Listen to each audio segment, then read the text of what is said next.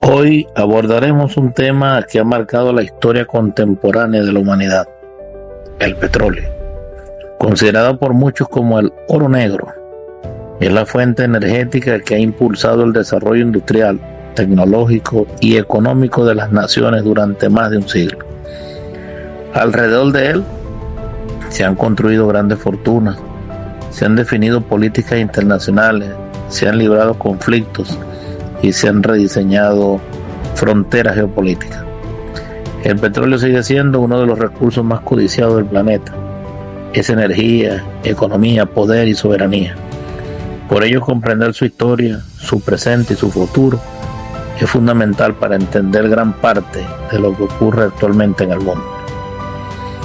Para conversar sobre este tema nos acompaña el ingeniero Greisles Barrera, trabajador activo de PDVSA con 16 años de experiencia en áreas de geociencias, producción y planificación, magíster en caracterización y explotación de yacimientos, cursante del doctorado en ciencias para la planificación estratégica de la Universidad Bolivariana de Venezuela, profesor de la Universidad Venezolana de los Hidrocarburos en los diplomados de Geopolítica Petrolera y Minera de Venezuela y profesor del Instituto de Altos Estudios Diplomáticos Pedro Gual en la Cátedra de Política y Economía Petrolera. Bienvenido, ingeniero, a este programa de Punto de Vista que hemos titulado Petróleo, el oro negro que mueve al mundo. Saludos amigos, bienvenidos a un nuevo Punto de Vista, un nuevo programa a través de su canal de YouTube Prensa Pedro Duarte. Donde quiera que estén, donde quiera que se encuentren, les deseo lo mejor. Allí en la pantalla aparece el link para suscribirse y la mano para darle me gusta. Hoy pues ya ustedes escucharon la introducción y pues le doy la bienvenida a un extraordinario profesional, extraordinario ingeniero. Pues ya en la introducción ustedes oyeron parte de lo que es su hoja de vida como profesional. Estoy hablando del ingeniero Greisles Barrera. Y bueno, escogimos un título bastante importante para un tema que yo creo no ha pasado ni pasará de moda, quién sabe por cuántos años. Y estamos hablando del petróleo. Yo quiero decir pues que de verdad el ingeniero Greisles provoca escucharlo hablar de este tema, egresado de nuestra centenaria Universidad del Zulia, al igual que otros que quizás en el camino iremos nombrando, que están dedicados pues a este tema de manera profunda. Y quisimos titular Petróleo, el oro negro que mueve al mundo. Eso es una realidad, cantidades de cosas, ¿no?, pasando. Así que yo le doy la bienvenida pues a mi gran amigo pues Greisles Barrera. Vamos a estar conversando en estos minutos sobre el tema petrolero y de una vez pues dando la bienvenida dejo aquí ya en el aire lo que sería pues la primera pregunta. Vamos a hablar un poco de lo que es Venezuela y su historia petrolera. Vamos a entrar por allí pues como haciendo un recuento quizás histórico de lo que es esta realidad petrolera que nos envuelve de una manera extraordinaria nosotros como país y de manera especial pues lo que es el estado sur y la costa oriental del lago. Bienvenido, Greisles. Muchas gracias, Pedro, y gracias de verdad por la invitación, la cual aprecio mucho. Bien lo dijiste, el tema petrolero es largo, sobre todo aquí en Venezuela, y seguirá siendo largo. Claro. El tema que nos atañe hoy es tan importante como hablar de la sociedad como tal, porque el petróleo ha estado tan inmiscuido dentro de la sociedad cabimense, sociedad zuliana, o aquí en Venezuela, que ha permitido tener esa cultura petrolera que nos identifica. Bueno, bien, la pregunta que me hace sobre la historia petrolera venezolana, quiero comenzar diciendo lo siguiente. Es una propuesta que ya yo elevé a la universidad y estamos estudiando para ver su mecanismo. Queremos hacer como un cronista petrolero. Tremenda idea. Sí, en el mundo no existe esa figura. Institucionalizarla como tal nos permitiría abarcar la historia petrolera en todos sus ámbitos, creando la formación de expertos en esta materia. Incluso allí te quiero agregar algo que el profesor Evaristo Pérez ha venido hablando desde hace tiempo también, ya de su visión histórica, que es hacer el gran museo petrolero. Pero no el museo de las cuatro paredes, es el museo todo. Sí, un museo petrolero tiene que ser a cielo abierto. Exactamente. A cielo abierto, pues la infraestructura es tan monumental, tan faraónica, que no puedes encerrarla en una habitación, en un cuarto. Así es. Y por supuesto, es tan bella apreciarla como ver un cuadro del mismo Alexis Ochoa o el compañero Miguel Leal, pintores de aquí de Cabima, de esta zona, sí señor. Entonces, bueno, el cronista petrolero, por supuesto, abarcaría o tendría que ver mucho con la historia petrolera venezolana, que está llena de tantas contradicciones a lo largo de tanto tiempo. Tenemos más de 120 años sacando petróleo, tenemos más de 80 años refinando petróleo, y tenemos aquí en esta zona, en esta tierra, tenemos como las primeras pruebas a nivel científico que se hicieron a nivel petrolera. No hay un lugar en el mundo que tenga más estudios geológicos que el lago de Maracaibo. Así es. No hay nada más en el mundo que tenga más geología que el lago de Maracaibo. Tienes geología, que se viene haciendo geología desde los años 20, de los años 10 del siglo pasado. Y hoy por hoy se continúa estudiando su geología. Fíjate que en el fragor petrolero, cuando el mundo empezó a ver que este podría ser un elemento para ayudar a avanzar a la humanidad, empezaron a hacer los primeros estudios, y los primeros que salieron fueron los geólogos. Los geólogos repartidos por el mundo a buscar los indicios que nos permitiera corroborar dónde había petróleo. Aquí hubo uno muy famoso, de la Gulf, antigua Standard Oil, subsidiaria de ellas mismas, que era una de estas compañías de las 7 hermanas, que nada más habían 2 europeas y las demás eran norteamericanas. En este sentido vinieron la Ralph Arnold, se llamaba el geólogo, y empezó a hacer estudios en diferentes zonas. Descubrió las manaciones que habían de Mene allá en Mene Grande, y se dio inicio a la primera investigación petrolera, de búsqueda de cuencas petrolíferas que ayudara a el consumo humano, que en ese momento era incipiente pero estaba en auge. Entonces, ¿qué sucedió? Él, mediante estudios geológicos de campo, descubrió que en el cerro que hoy conocemos como el Cerro La Estrella, y esto es un dato aquí interesante, él se llama Cerro La Estrella porque la máquina que trajeron para perforarla se llamaba Star Machine 1. Le decían vamos para la estrella, que en realidad estaba ubicada el talado. Entonces, así se quedó hasta el sol de hoy, se sigue llamando así la estrella. Y todavía está emanando. Sí, todavía. El pozo que nunca dejó de fluir. Así es, increíble. Increíble, sí, tiene más de 114 años. 114 años manando petróleo. Entonces, se dio cuenta que estaban los menes, y había un anticlinal exactamente al lado, y descubrió que, la lógica geológica, en esta parte es probable que haya petróleo, vamos a perforar aquí.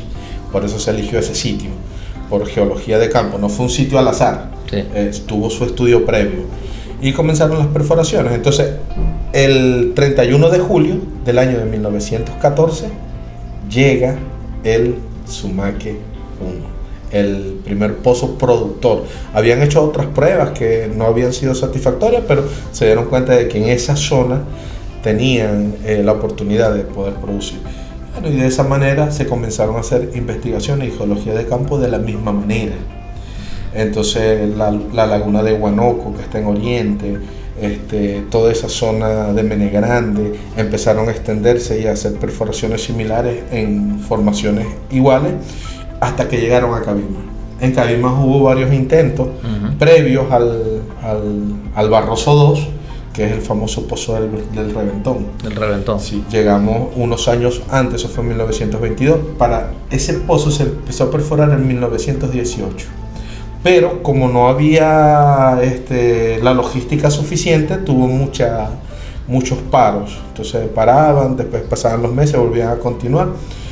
Entonces llega el día de la explosión, 14 de diciembre de 1922. Y fíjate algo, Pedro, que sirva aparte de reflexión, de orgullo, pues, porque ese día se conmemora el Día del Trabajador Petrolero. Así es. El 14 de diciembre. Es el día de todos los que laboran en esa industria, lo cual permite reivindicar no solamente el pasado como tal, sino las luchas históricas y de sufrimiento que ha tenido la más obrera, trabajadora petrolera venezolana a lo largo de toda la explotación petrolera. Entonces, llegamos al año de 1922 y el 14 de diciembre ocurre el famoso reventón. Muchos o la mayoría de los venezolanos conocen el evento. Sabemos que estuvo fluyendo alrededor de 9 días.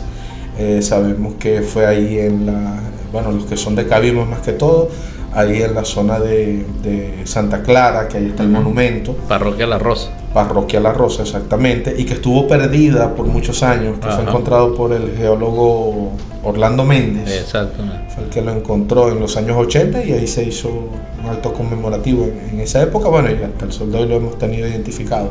Pero fíjate algo curioso, lo que pasó alrededor del reventón.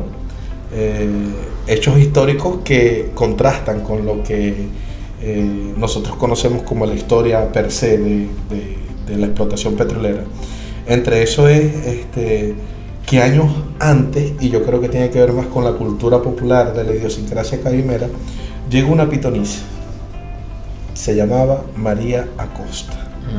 Para el año de 1912 empezó a alertar a la gente de que vendrían personas a extraer los jugos de la tierra, y vendrían grandes pájaros de hierro y venían a saquear su riqueza. Se le acusaba de que hablaba con los pájaros, la gente la tildaba de loca. Bueno, pasado 10 años después, nadie sabe de qué pasó con María Costa antes de todos esos relatos. Sucedió lo que pasó. La idiosincrasia cabimera le da ese toque místico a la historia como tal. Pero fíjate, sucedieron otras cosas. Había un naturalista botánico muy importante recorriendo el país para esa fecha, que era Henry Pittier.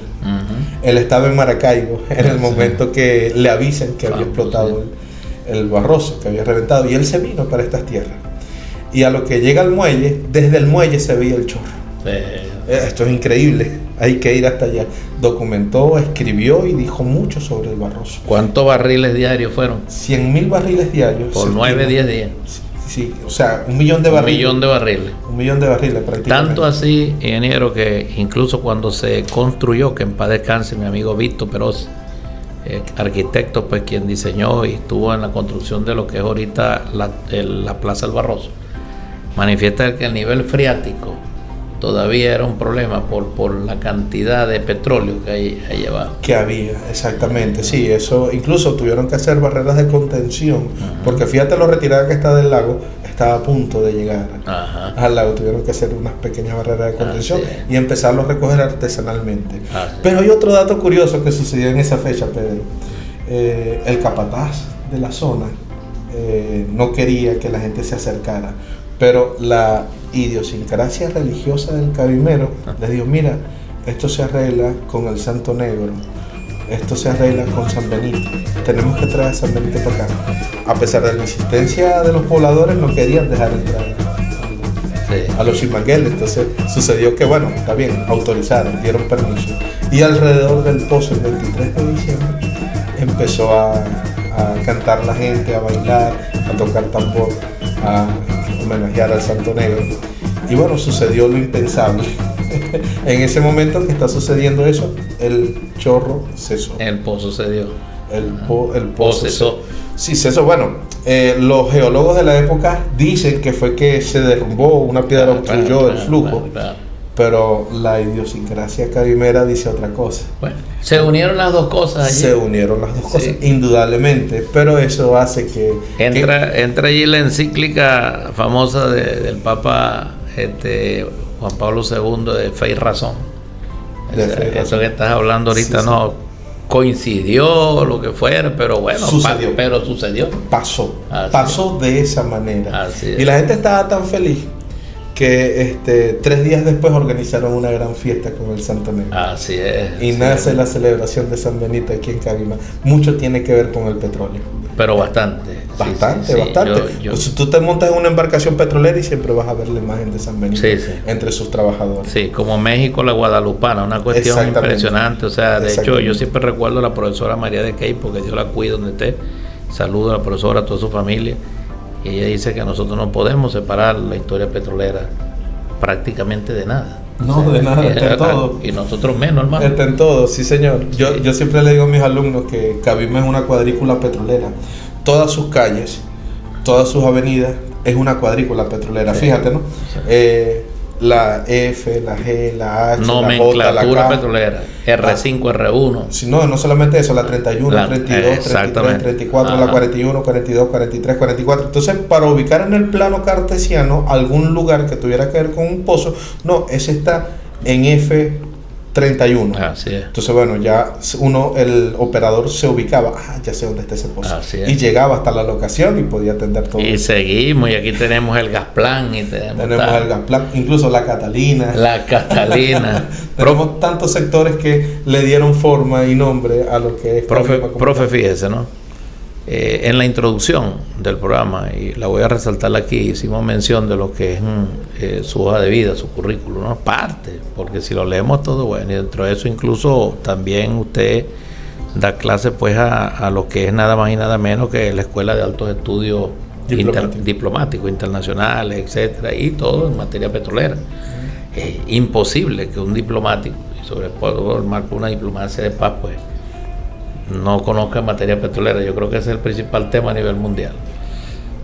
Vamos a tratarle en estos minutos, porque a mí me gustó mucho una exposición que una oportunidad escuché de usted. Yo sé que es difícil, pero hasta donde se pueda, ojalá podamos.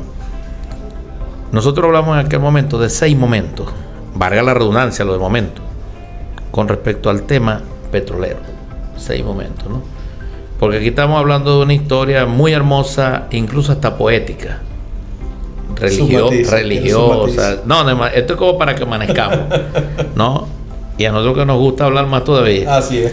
Pero esos 6 momentos son extraordinariamente espectaculares para nosotros entender el por qué están pasando tantas cosas. Sí, señor. En la historia petrolera venezolana vemos lo que son procesos cíclicos, una parte de mucha algidez que permite reafirmar soberanía, otras son de entreguismo total, y en ese vaivén tenemos estos tiempos petroleros.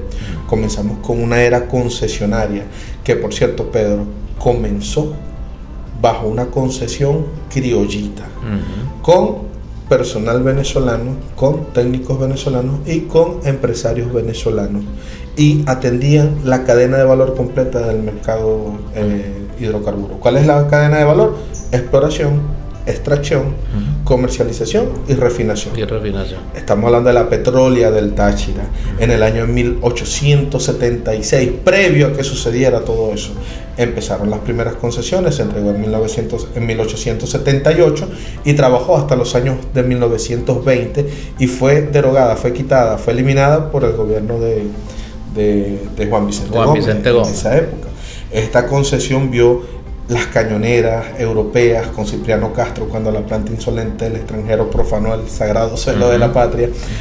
Vio nacer, vio el Barroso, vio el Sumaqui, y él tenía alrededor de 7 pozos ya al finalizar la concesión. Pero cuando empezaron a extraer en la Petrólea hubo un movimiento telúrico en esa zona y se vieron las grandes manaciones de Mene, y ahí comenzó a recolectarse y se le ocurrió las primeras ideas. Bueno, perforaron, produjeron, después montaron una pequeña refinería artesanal y empezaron a vender querosén para esa época, para el alumbrado público, para el alumbrado comercial doméstico, en Cúcuta. Es decir, tenía hasta comercio internacional esa pequeña concesión. Entonces fíjate, la época concesionaria comienza de forma, ya cuando llega el nefasto periodo de las 7 hermanas, con la Standard Oil a la cabeza, aquí en Cabimas, en esta zona, en el Zulia, empezó con una subsidiaria que se llamaba la VOC, la VOC, Venezuela Oil Concession, que era la Gulf, y que pertenecía al Standard Oil. Estas concesiones que empezaron a entregarse tenían una duración de 20 a 40 años, dependiendo del tipo de negocio que firmara. Pero por supuesto los ingresos eran mínimos. Sí. Ellos manejaban todo. El gobierno no hacía nada, no podía ver nada, no sabía ni cuánto vendía ni cuánto se producía. Le pagaban una pequeña fracción solamente por el terreno, es decir, por la concesión como tal. Entonces, y fíjate lo nefasto de esa época, ¿no? Que cuando murió un trabajador petrolero aquí en esta zona, a las familiares le entregaron un cilindro negro tipo portatítulo con un pergamino en inglés cuando murió un trabajador, en las condiciones en las que se perforaba antes, y era difícil porque apenas podían leer y estaba escrito en inglés. Que decían los pobladores: VOC, ver, oír y callar. Ver, oír y callar. Ver, oír y callar. Entonces, porque las concesiones manejaban todo. ¿Y qué sucedió después? Después de la muerte de Juan Vicente Gómez y los desmanes que estaban haciendo las concesionarias aquí en el país, ocurre la primera huelga petrolera, que no era contra el gobierno, era contra las transnacionales. 1936. ¿Sabéis qué día fue? ¿Cuándo comenzó? Disculpa el tuteo, pero... No, chico, tranquilo, hermano, si estamos en confianza. 14 de diciembre también. Sí, señor. Sucedió 14 de diciembre. Cabima, por cierto. Y aquí cerquita, aquí está ahí, ¿no? El sindicato de obreros. Con un baño de sangre nació la Plaza Bolívar Cabima, lo bautizaba en su libro 5 plazas y un complejo urbanístico, el gran escritor, que en paz descanse, Javier Fernández. Historiador. Sí, señor. Entonces, él nació de esta manera el nacionalismo petrolero, de alguna forma, porque era en contra de las transnacionales. No era en contra de un gobierno entreguista, no era en contra de rendirles pleitesía, no, era contra el imperialismo norteamericano que estaba representados por las transnacionales. Entonces fue encarnizada esa huelga, fue derrotada a fuerza de pólvora. Sí, señor. A fuerza de sangre de los obreros petroleros venezolanos. Y una vez que la huelga termina, regresaron a sus casas los trabajadores solamente con hielo en los filtros y un bolívar de aumento en su sueldo. Así es. Bueno, es parte de la historia, es parte de lo que nosotros sentimos como trabajadores petroleros y que nos duele esa parte de la historia. Bueno, pero después de la muerte de Juan Vicente Gómez, que ocurrió en 1935, hay como una reforma del Estado, y está Eleazar López Contreras, que trata de separar lo militar del gobierno y llama a elecciones mientras organiza el Estado. En esas primeras elecciones gana Isaías Medina Angarita. Y en el año 1943 se le ocurre uno de los instrumentos más brillantes que había para la época, ya que en 1920 estaba Gumersindo Torres, que era ministro de Fomento pero era nacionalista. Él no quería con las transnacionales. Se crea una incipiente ley petrolera, pero en 1943 nace otra ley petrolera en base a lo que se había escrito aquí, y la figura del 50-50, 50-50, que tiene que ver con las regalías.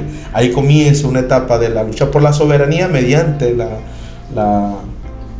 adjudicación de las regalías para el Estado, porque en 1936 hubo otro gran pensador que murió no hace mucho, en los años 90, que dijo en aquel momento: hay que sembrar el petróleo. ¿Cómo no? Arturo Uslar Piedra. Arturo Uslar Piedra, en paz descanse. Que en paz descanse, sí, señor.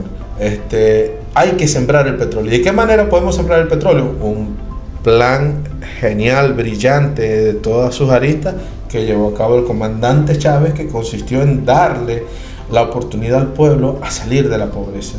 Esos límites de pobreza que tuvimos en los años subsiguientes, en los 60, 70, 80, en los 90, ya fueron resarcidos, llegando la revolución bolivariana, tomando en cuenta todo el contexto geopolítico que había ocurrido con el petróleo durante ese tiempo. La era concesionaria, se aplica el 50-50 legalmente, ya con el escritor que fue presidente, Rómulo Gallego, en 1947, llega a la Junta de Gobierno donde está el general Marco Pérez Jiménez y se mantiene la etapa del 50-50, que fue una idea genial porque muchos países la empezaron a utilizar.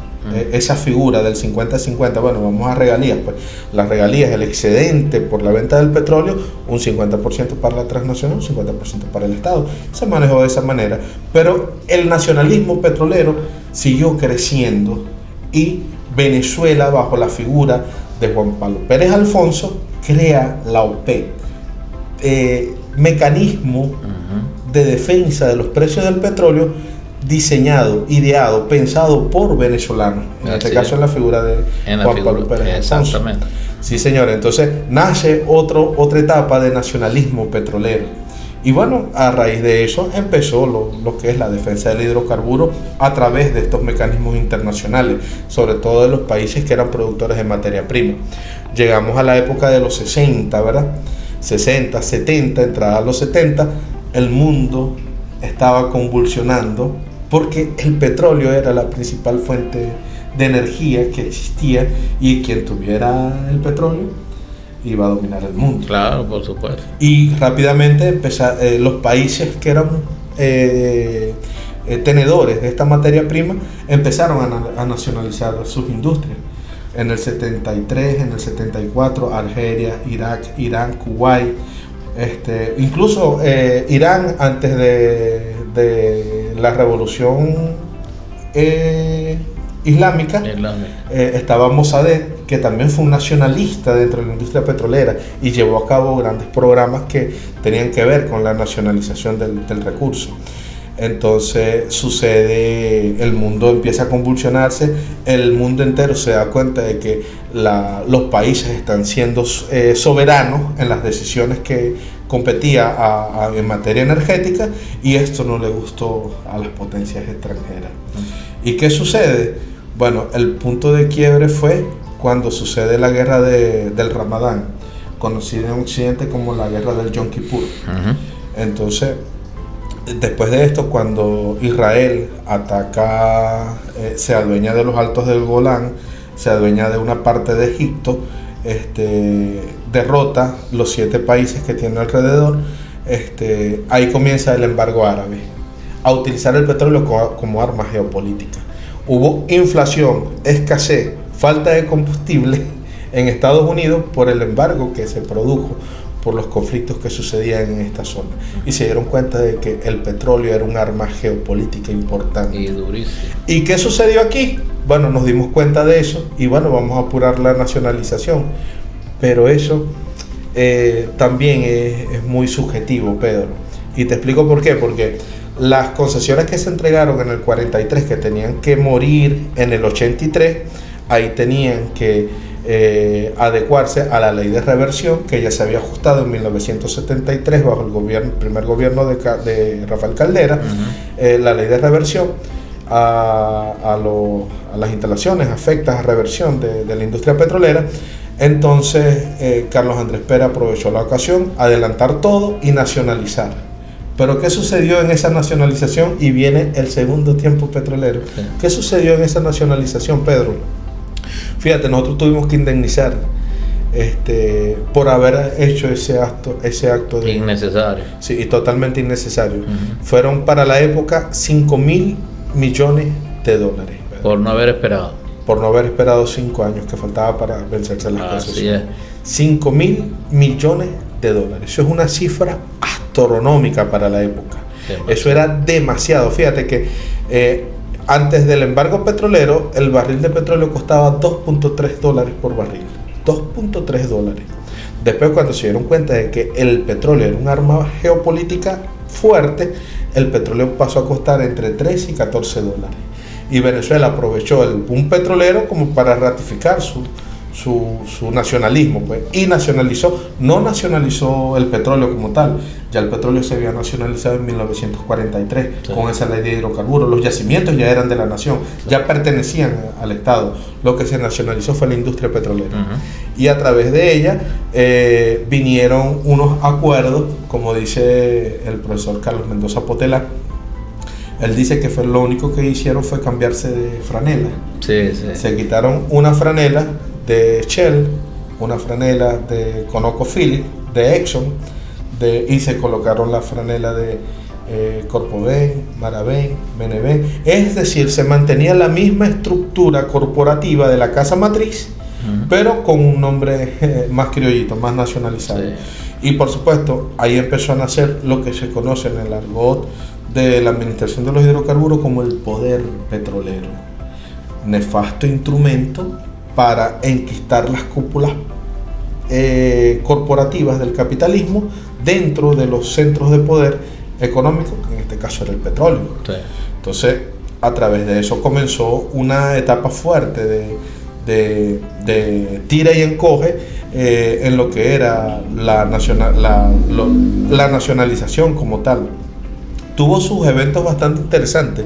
No sé si tú has visto la venta de pastelitos que está ahí enfrente de los talleres centrales, que se llama Justo Ven. Claro, por supuesto. Porque el señor Justo se dio cuenta de que, bueno, si todo el mundo está nacionalizando, yo también voy a nacionalizar lo mío. Así es. Y le colocó ese nombre en el año 76. Sí, chico. Todavía hoy por hoy. Y es hasta nostálgico, ¿no?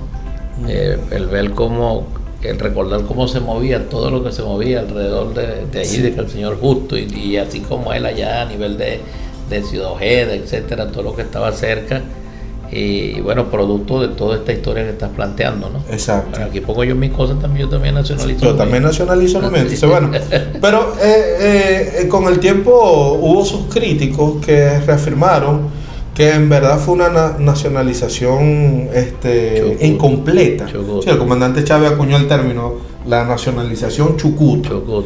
Pero en realidad fue incompleta en muchos términos, porque inmediatamente que eso sucede comienzan los contratos secretos de avenimiento. Y ahí es donde la transnacional empieza a hacer negocios con el gobierno para mantener el status quo de la casa matriz. Y nacen los famosos contratos comerciales, los famosos contratos de servicios técnicos y de comercialización. Es decir, ellos se iban a encargar de la tecnología, ellos se iban a encargar de la extracción, ellos se iban a encargar del mercadeo. Y eso me hace recordar, Pedro, a una canción de Ali Primera, del álbum Cuando nombró la poesía, de 1977. Nombro el hombre, que se llama Ahora que el petróleo es nuestro. Dice, señores, a esa gracia yo no le veo que nosotros trabajemos y ustedes con el mercadeo. Así es. Ali Primera estaba claro, pues. Sí, es más, Ali Primera es uno de los primeros cantantes petroleros. Creo que el primer cantante petrolero que tuvo la nación. Yo creo que el primero y sí, el primero. Después salieron, pero fue el primero, no había más. No había más que se atreviera a levantar su voz. En ese contexto. En ese contexto, en contra de un sistema descaradamente injusto, opresivo y explotador. Sí. Totalmente, pues. Sí. Entonces, ahora que el petróleo es nuestro, no quiero ver por diosero escuelas sin hospitales y muchachos sin liceo. Ya para la fecha ya veía las desigualdades. Y es una canción bastante jocosa, por así decirlo, porque nada de eso se cumplía. Sí. Entonces, bueno, era un llamado a la reflexión del pueblo venezolano de lo que verdaderamente sucedía. Entonces, fíjate, nos pasamos de esa época, de la época concesionaria, a la época de la nacionalización. Pasamos a la época, bueno, que yo no lo llamo nacionalización, sino más bien desnacionalización. Así es. Pasamos al segundo tiempo petrolero, que tiene que ver con la apertura y la internacionalización. Vamos primero con la apertura, que ocurrió entrado ya a los años 80, años 90.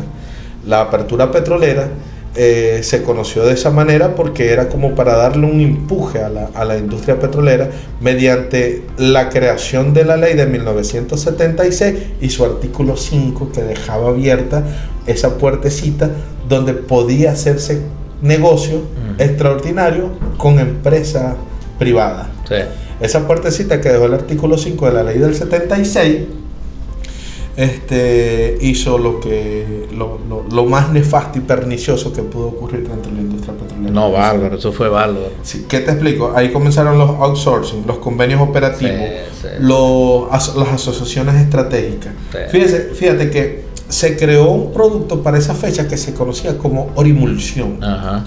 La orimulsión la vendían como un invento, bueno, pues de mucha categoría, ya que se podría extraer de la faja, como le llamaban antes, faja bituminosa del Orinoco. Eso no era petróleo, era bitumen. No, era bitumen, y creamos una tecnología para que fluyera, decían ellos. Entonces, ¿qué sucedía con esos contratos eso se llamaron asociaciones estratégicas, que operaron en el campo Machete, Suata, que hoy se conocen como Carabobo, Boyacá, Junín, Ayacucho?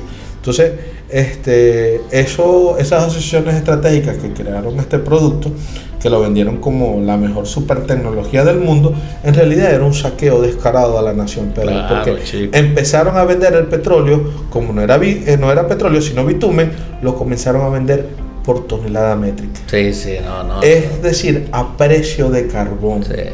Entonces se suscribieron contratos multimillonarios que lo vieron como una opción para el ingreso de divisas. E injusto para la patria. Claro, pero completamente injusto, así como tú dices. Sí. Pero más allá de eso, era el sentido que le estaba dando el gobierno a las transnacionales para que hicieran eso. Porque ¿qué sucedió en esa época de apertura?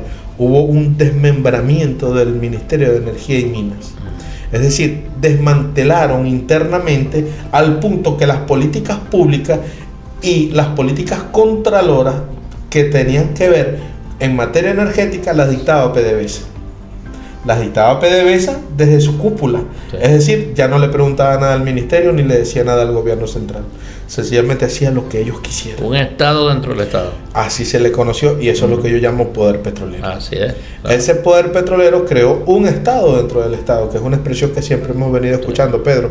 Y fíjate, ¿qué sucedió? Durante todo ese trayecto, durante todo ese tiempo, comenzó una batalla intestina, no solamente de los sindicatos, sino también a nivel de los grandes pensadores de la época, a denunciar abiertamente las contradicciones que tenía el Estado. Porque si nos llamamos soberanos, ¿por qué entonces estamos haciendo asociaciones estratégicas donde PDVSA tenía una participación de menos del 20% y todo se lo llevaban las transnacionales?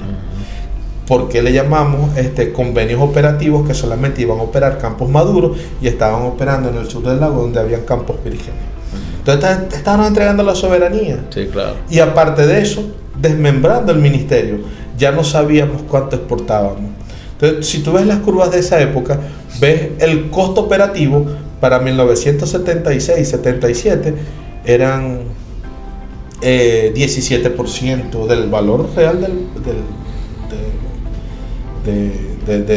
barril, del valor real del barril, 17%, 16, 15%, mientras que la participación fiscal del Estado alcanzaba con los impuestos compuestos, como el impuesto sobre la renta, las regalías, el valor neto de exportación, todos estos factores que indujeron a una participación fiscal del Estado de casi 70%. Entonces, el Estado para 1977 de la renta tomaba un 77% y el gasto operativo se citaba en 17%. Ya para 1990, 91, 92, comenzando esa década, el gasto fiscal era menos del 30%.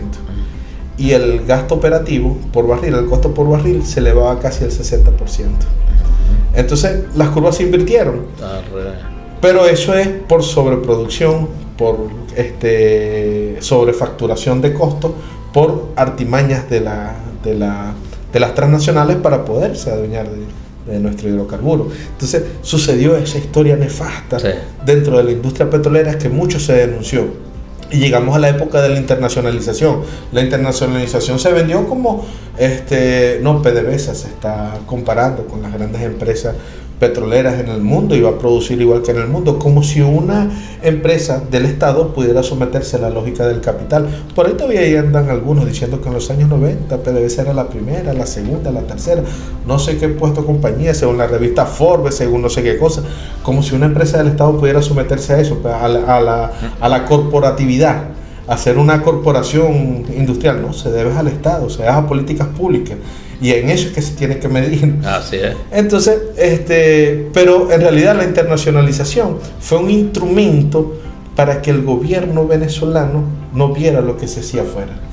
Y para más descaro, todas las refinerías que se compraron en Europa, esto es un ejemplo que sucedió como tal, pero más o menos para contextualizarte, era que primero, como era de PDVSA, el barril se vendía con un descuento. Se enviaba a esa refinería en Europa, se refinaba y salía el producto de exportación. Pero ¿qué pasaba cuando se refinaba en ese país? Tenía que someterse a las leyes de ese país. Y pagaba impuestos que no pagaba aquí, se los pagaba a otro estado, a otra nación. Fíjate lo nefasto y pernicioso que fue. Claro. Y hubo refinerías que compraron sencillamente porque la cúpula empresarial enquistada dentro del poder petrolero de PDVSA en ese entonces tenía mente corporativa. Hubo una refinería, Viva Oil, en Alemania, igual que la Ruck Oil, que nunca durante toda su existencia refinaron un barril de petróleo venezolano. Lo nefasto que fue.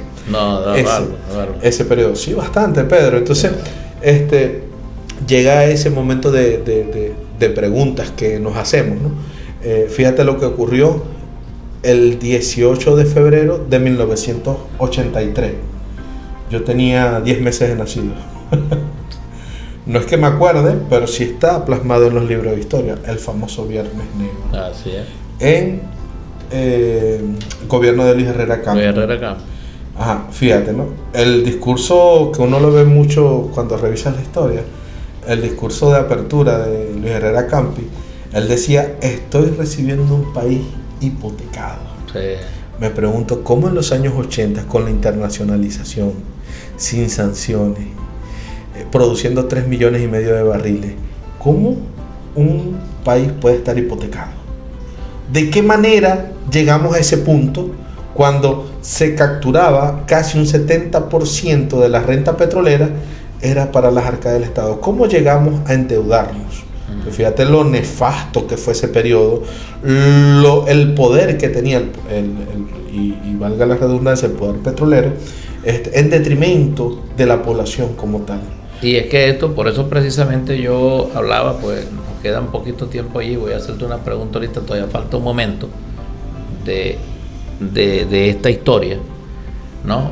Y a lo mejor nos vamos a pasar un poco allí, porque es que es imposible cortar. Por ejemplo, fíjate Barrera, que no vamos a dar nombre, pero sabemos cuando hablamos de apertura petrolera a quién tendríamos que nombrar aquí y a quiénes tendríamos que nombrar aquí. No vale la pena, como decía el presidente Chávez, yo a usted ni lo ignoro. Así es. Pero porque bueno, es gastar energía, cerebro, pues psicología, espíritu. Sí.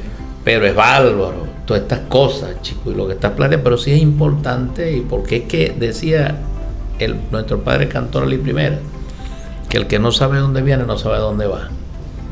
Por eso quise que se tocara, y vamos a ir para que continuemos con esta partecita lo más rápido que podamos para ir cerrando el tema de los momentos, porque yo quisiera que cerráramos con el tema de cuánto petróleo podemos decir nosotros tenemos en Venezuela, cómo a nivel de algunas potencias se subestiman incluso los montos, en este caso las cantidades de petróleo que nosotros tenemos, cuánto petróleo podría quedar en el mundo, por cuántos años.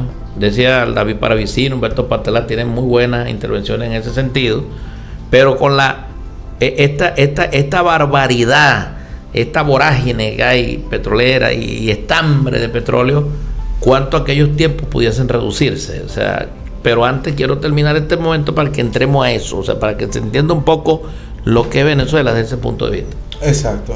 Bueno, es que siguiendo con ese hilo histórico conductor, pero exacto.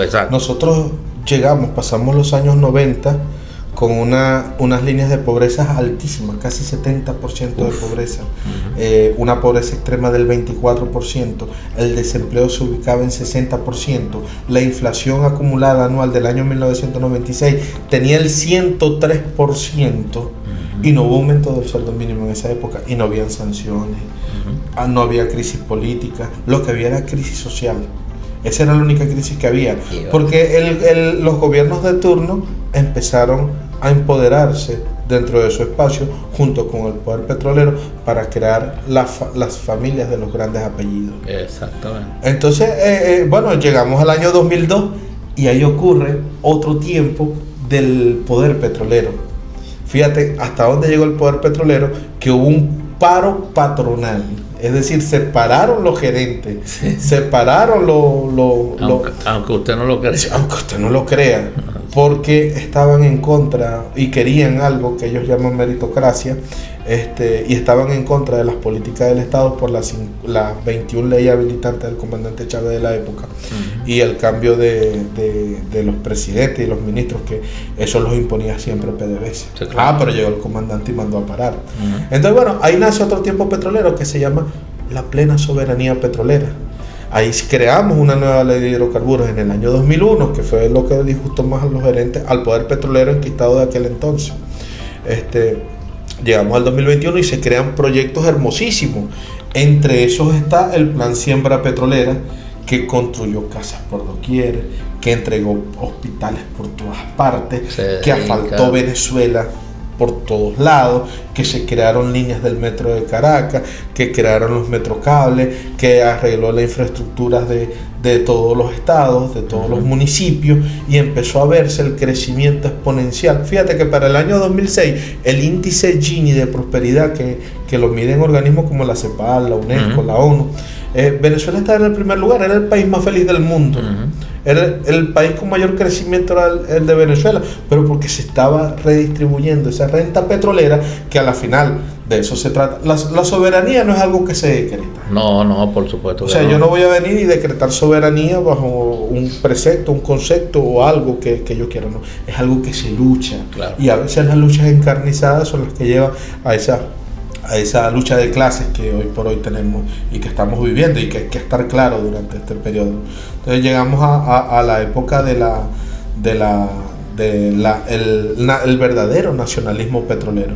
Con la nueva ley petrolera que se estaba creando en su momento, se empezó a debatir abiertamente sobre lo que era verdaderamente cómo iba a ser esa distribución. Entonces nacen las empresas mixtas, mecanismo que sigue hasta el día de hoy. Nace la participación accionaria del PDVSA, y gracias al artículo 302 y 303 de la Constitución de la República Bolivariana de Venezuela, que el 302 establece la soberanía sobre todos los yacimientos que tiene el país, y el 303 que establece la mayoría accionaria en todos los contratos y negocios que hace Venezuela en materia energética, mayoría accionaria de PDVSA. Y eso se ha mantenido, se mantiene hasta ahora.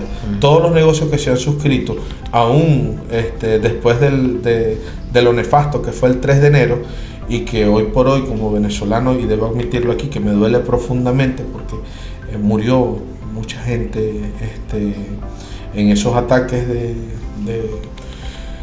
provenientes de el imperio más belicoso que haya conocido la historia, que es el imperio norteamericano. Entonces, bueno, eso no ha cambiado, más bien se le potencializó lo que en el año 2021 se creó como la ley antibloqueo, y se crearon unas figuras que se llaman los contratos de participación productiva de hidrocarburos, los CPPH, que hoy ganan vigencia, que hoy han firmado muchas empresas, no solamente norteamericanas, también India, de Europa, de Asia, y que siguen trabajando hoy por hoy. Para el caso de China Concord, ahí en el lago tenemos España, Maha Petroleum, que es de Noruega, que está ahí en Petrourdaneta, y otras tantas que han venido colaborando en el aumento de la producción. Me preguntabas ahorita sobre cuánto petróleo tiene Venezuela. Imagínate, Pedro. Nosotros tenemos en esos maravillosos planes que te hablé, el plan Siembra Petrolera, Y después vino el plan Magna Reserva, Exacto. que consistió en cuantificar cuánto petróleo había en Venezuela. Nosotros en el argot de petróleo hay un término que se llama factor de recobro. Ese factor de recobro es un número que no está al azar, es calculado mediante aspectos mismos del yacimiento, de la roca y todo eso. Y estimamos que el factor de recobro de la faja petrolífera del Orinoco alcanza entre un 15 y un 18% en algunas zonas. Estamos hablando de que ese factor de recobro es de todo el petróleo que contiene el yacimiento, puedes extraer entre un 15 y un 18% solamente. Ese 15 y 18%, después de cuantificar cuánto petróleo había, nos dimos cuenta que el país tiene 3.222 millones de barriles de petróleo. Qué bárbaro. Una cifra increíble. Sí. Increíble. No, demasiado. El presidente Chávez lo dijo, y lo dijo otra vez, decía también el profesor David Paravicini. Se terminará el petróleo en el mundo y solamente quedarán 3 países con petróleo. Sí, señor. Dentro de eso nuestro. No, el nuestro y de primero, de paso. Y de primero, y de primero, de paso. Caminamos sobre el yacimiento de energía más grande que tiene el planeta. Los tenemos bajo nuestros pies. Qué bárbaro. Y bueno, mantenerlo, explotarlo, refinarlo, sacarlo, eso necesita un aparataje bastante complejo. Y bueno, y nosotros estamos colaborando en esa acción, que eso también es parte de la soberanía. Claro. Que los técnicos venezolanos se encarguen de lo que es venezolano, como claro. El petróleo. El petróleo es como el cacao, que es venezolano. Entonces fíjate algo, 3.222 millones de barriles de petróleo. Hay un bloque ahí en bloque Carabobo.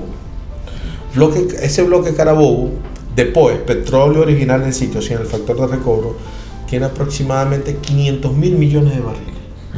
Ese solo bloquecito, 500.000 millones de barriles, tiene más petróleo que todo Norteamérica, incluyendo Canadá y México, juntos. Todo eso junto. Ese solo bloquecito tiene más petróleo que todo Norteamérica. Un bloquecito de la faja. Fíjate lo jugoso, lo apetitoso que es el negocio petrolero visto bajo esos términos. Claro, por supuesto. Ajá, pero ahí el Departamento de Geología de Norteamérica, ellos hicieron sus cálculos y estiman que el factor de recobro en la faja es del 20%. Más todavía. Es más todavía. Uh-huh. Si nosotros producimos petróleo con lo que hay en la faja ahorita, cerramos la OPED, la sexta OPED de mayo, cerró en 1.179.000 barriles. Si nosotros producimos eso por el tiempo que dure la humanidad, pues, no sé, nos mantenemos en esa producción fija, podemos estar hablando que tenemos petróleo para 915 años. 915 años, Pedro. Si nosotros aumentamos un poquito y llegamos a 1.350.000 barriles, que es lo que esperamos terminar el mes de diciembre, 1.350.000, las estimaciones y proyecciones indican eso, pensamos que a esa cifra son 700 años de producción que tenemos, 700 años. Pero hay otro dato bastante interesante, Pedro. ¿Cuánto petróleo hay en el mundo? Exacto. ¿Cuánto petróleo tiene el mundo? Se han contabilizado hasta ahora 1.7 billones de barriles probados. Con toda o sea, 1.7 billones con B. Billones. Sí, sí. Que son miles de millones. Uh-huh. Entonces, 1.7 miles de millones de barriles de petróleo de reservas probadas que tiene la humanidad. La humanidad, de lo que se ha descubierto hasta ahora, que no se han hecho grandes descubrimientos. Lo último que se hizo, que es venezolano también, y ese es otro punto que podemos hablar también a profundidad, en el campo Stabroek, uh-huh, que pertenece a la fachada atlántica de la Guayana Esequiba. Lamentablemente el tiempo, esto es muy difícil hacer esto en un tiempo corto, porque por supuesto ya hace rato están haciendo señas, pero imposible que yo dejara de tocar este punto, porque dentro de lo que traía preparado precisamente estaba el tema de la Guayana Esequiba, que no es solamente petróleo. Sí, no, que se habla incluso que estamos hablando, porque es que para rematar, mi hermano Barrera, yo creo que no hay un elemento en la tabla periódica que no esté en esta patria. Así es. Y de ahí, incluso dicen los expertos, pues hablando ya del tema de la Guayana Esequiba, que de repente las cantidades de petróleo son iguales o mayores a las que hay en la faja petrolífera de los Bueno, fíjate, con ese descubrimiento que se hizo en Guyana asciende a 11.000 millones. Una cifra modesta, pues. Sí. 11.000, o sea, no son los 303.000 millones. Sí, claro. 11.000 millones en la fachada atlántica nuestra. Que si la sumamos llegamos a 315.000 millones de barriles de petróleo. Exacto. Que pertenecen a nuestro mar territorial, a nuestra plataforma continental. Entonces fíjate, ¿no? Con esos descubrimientos el mundo consume actualmente 105 millones de barriles al día, y la matriz energética no tiende a disminuir, más bien tiende a subir. Es decir, se estima que para el año 2040 el mundo esté consumiendo aproximadamente 120 millones de barriles de petróleo. Es decir, hay una competencia bastante fuerte, pero es que la población sigue creciendo, que son con las energías verdes. Y por primera vez en tantos años viene superando lo que es el carbón, el gas, como energía alternativa. Por primera vez en el año 2025 salió que por lo menos en Europa el 33% pertenece a este tipo de energía. Pero todavía le falta mucho para igualarse a lo que es la energía fósil. Porque, o sea, ¿qué es lo que mueve el petróleo? El 90% del transporte del mundo, los combustibles fósiles. Sí. El 75% de la energía eléctrica del mundo mueve el petróleo. Sí. Entonces, aparte de eso, sus derivados, el plástico, el gas natural, o sea, tantas cosas, Pedro, que hay, que hasta medicamentos se hacen con el petróleo. No es fácil superar eso. No es fácil. Hay que trabajarlo porque algún día terminará. Si el mundo sigue consumiendo ese ritmo 105, se va a consumir todas las reservas del mundo, escúchese bien, todas, incluyendo las nuestras, si sigue consumiendo esa cantidad, en 47 años. 47. Es decir, cuando el mundo empiece a agotar sus reservas, ¿a dónde van a mirar? Venezuela. A Venezuela. Es importante que se entienda lo que significa tener tanta riqueza. Y que te agradezco de verdad pues esa clase magistral allí en referencia pues a lo que es el petróleo, que es nada más y nada menos pues yo diría una de nuestras nuestra gran bendición dada por Dios Todopoderoso, pero también un problema. Sí, señor. Para nosotros y para todo el que lo tenga. Sí, señor. Como decía Juan Pablo Pérez Alfonso. Sí, claro. O una maldición o una bendición. Claro. Depende desde la óptica imperialista que esté mirando en el momento. Así mismo, espero una historia fascinante y de verdad pues como le dimos el título, y con esto quiero la reflexión final pues decir que agradezco mucho, hermano, esta participación. Quedan muchos temas que tocar. Así es. Desde el punto de vista ya haremos otros programas más adelante con el tema petrolero y otras facetas del tema petrolero, y decir pues y reiterar el agradecimiento por ese gesto pues de atravesar el puente, llegar hasta acá y dedicar estos minutos a este extraordinario programa, y repetir el título del programa: Petróleo, el oro negro que mueve el mundo, y lo va a seguir moviendo por mucho tiempo. Ojalá el mundo entienda que sea para bien y que sea para la paz. Agradecido. Gracias, Pedro. Petróleo fue el grito que se escuchó la noche que reventó al lado de Barroso. Ese fue el pozo en la región caminera, dio el nombre a Venezuela con su chorro fabuloso. Petróleo fue el grito que se escuchó la noche que reventó al lado de Barroso. Ese fue el pozo en la región caminera, dio el nombre a Venezuela con su chorro fabuloso. Barroso fue el reventón que estremeció al universo y fue origen del progreso que se nota en la nación. Barroso fue el